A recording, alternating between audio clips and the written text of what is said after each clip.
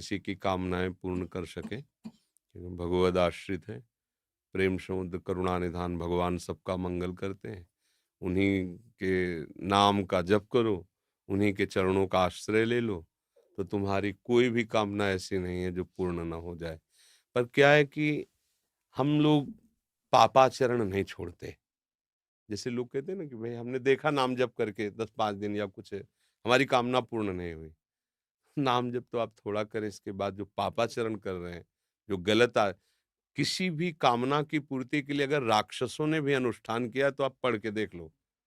सब असत आचरणों का त्याग करके ऋषि मुनियों की तरह उन्होंने साधना की, मंत्र सिद्ध किया, फिर वो राक्षसी में उतर गए, पर साधना की है उन्होंने।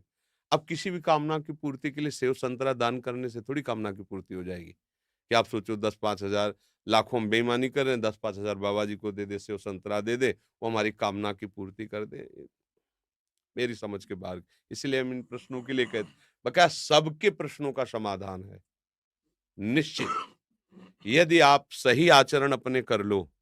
क्योंकि तुम्हारे दुख का कारण तुम्हारे बुरे आचरण है पुराने, और अभी तुम नए बुरे आचरण कर रहे हो, तो अब थोड़ा भी सुकृत करोगे तो बुरे आचरण फन काट करके खड़े हो जाएंगे तुम्हारे नाश के लिए, क्योंकि वो नष्ट नहीं होना चाहेंगे, तुम्हें दंड देंगे, तो तुम्हारे सुकृत से अश्रद्धा कर देंगे, संतों से अश्रद्धा कर देंगे, भजन में अरुचि पैदा कर देंगे, और वो फिर आक्रमण करेंगे। और वो जब तक अशुचि कर्म तुम्हारे हैं, तब तक तुम्हें वो सुखी नहीं होने देंगे। अगर नौकरी भी लग गई है, फैक्ट्री भी चल रही है, तो ऐसी बाधा खड़े करेंगे, और टेंशन मुक्त नहीं हो सकते। तब लगी कुशल न जीव को सपने मन विश्राम, जब लगी भजत न राम को शोक धाम तज काम। पक्का सिद्धांत है। आप सब अपने आचरण सुधार लो, खान पान सुधार लो, और अगर थोड़ा भी रामकृष्ण हरि जपोगे तो तुम्हारा मंगल हो जाएगा। कौन ऐसा काम है जो भगवान की कृपा से ना हो जाए?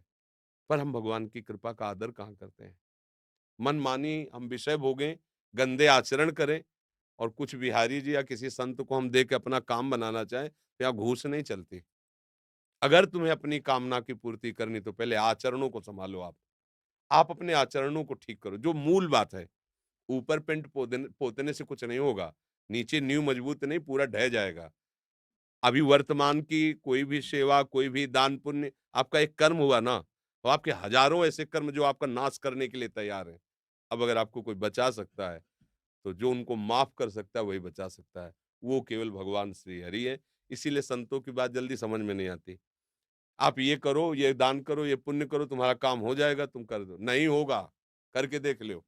क्यों? क्योंकि जो तुम दान पुण्य कर रहे हो ये इतना बड़ा है, और तुम्हारे पहाड़ जैसे पाप जमा हो, तुम्हें सुखी कैसे होने देंगे?